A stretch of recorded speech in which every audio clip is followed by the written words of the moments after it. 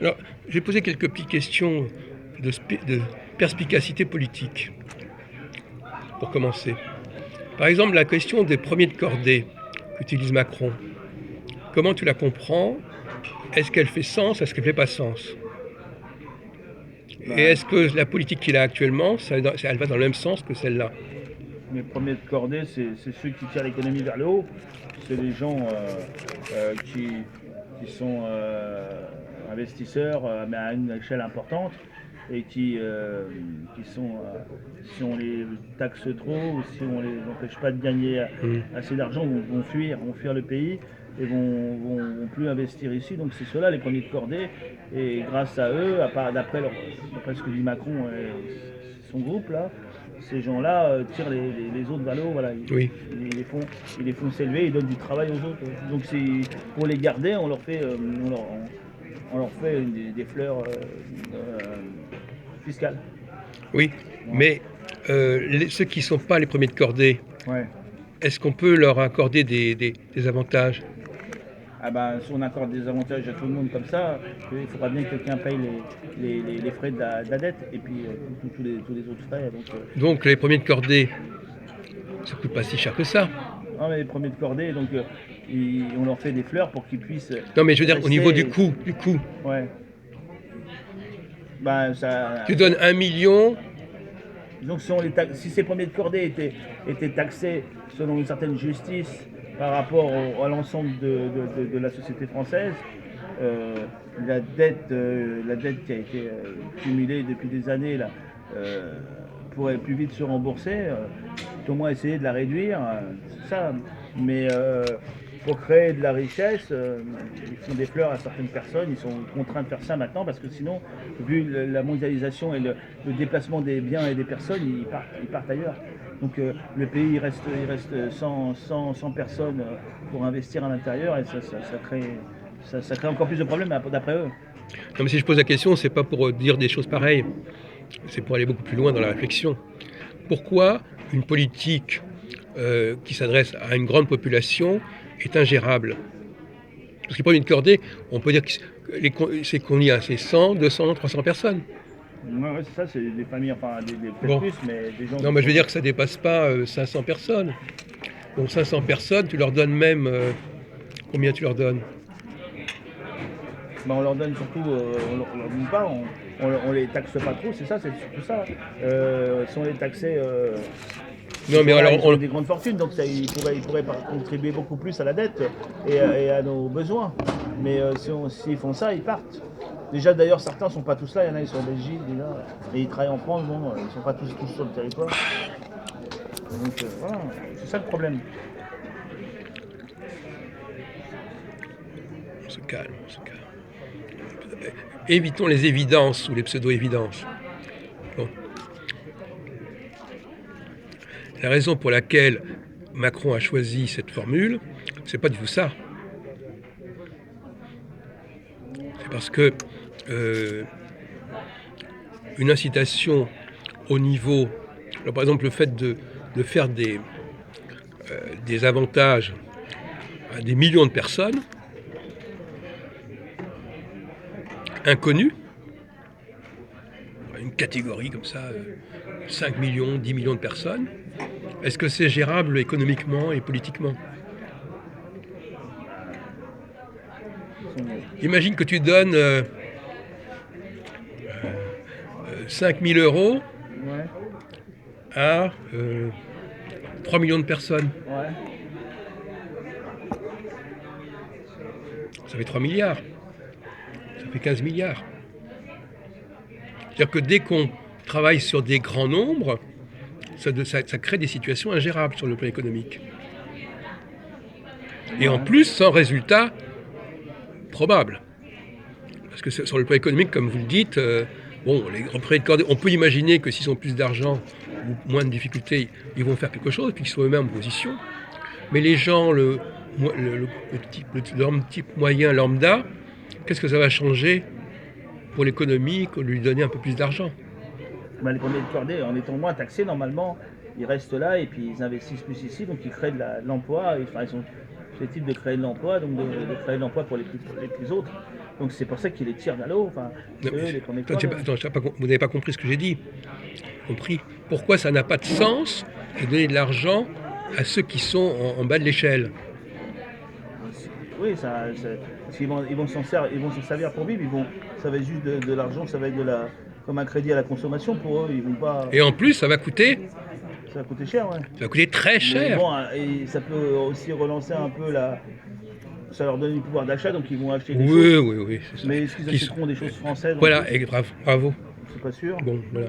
Alors que les premiers de cordée, eux, ils exportent, et les consommateurs de base, ils importent. Enfin, en partie. Enfin, ils achètent des choses importées, ouais. Et les autres, ils exportent, ils font voilà, et ils tirent l'économie vers le haut, mais bon. Et puis, c'est quand même plus intelligent pour un gouvernement de savoir à qui il donne de l'argent, et pas une espèce de population anonyme. Surtout que là, en fait, ils donnent Là, pas par exemple, rien que. ils donnent pas d'argent, il leur fait surtout des cadeaux fiscaux pour qu'ils restent. Oui, mais ça revient au même, de toute façon. Ouais. Mais si, parce que Ouais, d'une les certaine cadeaux, manière, c'est évident. Par exemple, même, alors à ce moment, tu vas dire ainsi que. Ce qu'ils vont faire va être plus important que les cadeaux que ce qu'ils auraient payé si on avait juste demandé de Mais payer. alors, vous pouvez dire aussi que Macron, il donne pas d'argent. Les 12 milliards qu'il a perdus comme ça, c'est pas de l'argent qu'il a donné, c'est de l'argent qu'il n'aura pas réclamé. Ouais. Donc c'est le même problème. C'est pas. Donc si vous étiez vous à la tête du gouvernement, vous feriez pareil que Macron. Alors, je sais pas parce qu'il faut prendre d'autres. Voilà. Tout au moins, bien sûr, si on veut garder tous les critères, qui l'encadrent, il est obligé d'évoluer dans certaine limite républicaine, européenne, tout ça. Non mais s'il fallait raisonner les gilets jaunes pour leur expliquer l'esprit en question, qu'est-ce que vous diriez? Pour leur faire comprendre que leurs revendications, elles ne tiennent pas debout finalement, qu'elles sont sans aucun impact, sans aucun intérêt, et que ça ne vaut même pas le coup. Est-ce qu'ils le comprendraient si vous saviez leur parler correctement?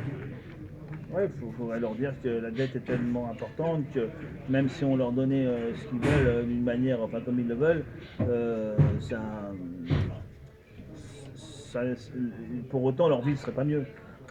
C'est pas pour autant qu'ils vont. Non mais en plus ce serait ruineux pour l'État. Voilà, finalement ils auraient moins que ce qu'ils ont là. Donc, L'État, alors s'il fallait répondre, est-ce qu'on a calculé combien d'argent ça coûterait au gouvernement ou à l'État si on satisfaisait je ne sais même pas à quel niveau d'ailleurs. Non mais enfin il peut quand même faire quelques efforts pour certaines catégories, mais le problème lui ce qu'il veut maintenant il a donné un petit peu, bon il a donné pas grand chose mais vu les. Oui mais apparemment ça n'a aucun effet. Bah, c'est-à-dire que les gens, une partie de cette population, ils sont dans la contestation quoi qu'il arrive. Non, ça n'a aucun effet parce que ces milliards, mais non, mais ces milliards d'euros répartis entre des millions de personnes, ouais. C'est pipeau. Ouais. En plus, c'est là qu'on peut avoir dépensé des milliards d'euros et ça n'a aucun impact. Ouais. Mais de toute façon, même si on leur donnait ces sommes directement, ça n'aurait pas d'utilité. Et donc, tout dépend des sommes en question que vous pouvez imaginer dans votre esprit. Dans une certaine limite, pour rester dans des critères de convergence avec l'Europe, tout ça. Enfin, bah alors là, ça serait dépassé très rapidement. Voilà, c'est même pas la peine d'y penser. Alors, comment vous les raisonneriez, les gilets jaunes? Je ne sais pas trop comment il faut. En tous les cas, une chose est sûre, c'est que maintenant, il y a une sorte d'insurrection larvée permanente. Oui, d'accord. Bah, un petit peu de 5 000 à 9 000. Oui, et alors 5 000 ou non, 50 000 à 80 000 personnes en France. Maintenant, tous les week-ends, je ne sais pas si ça va durer comme ça tout le temps, mais c'est vrai qu'ils cassent, ils foutent. Voilà, il y a un peu de problème. Non, mais ça, c'est. Cela, pour les arrêter, apparemment, même c'est des mouvements. Eux ne s'arrêtent pas, eux ils veulent que Macron. Non mais d'accord. Ils veulent des choses précises, précises. Bon. Ils veulent le RIC, tout ça, des choses.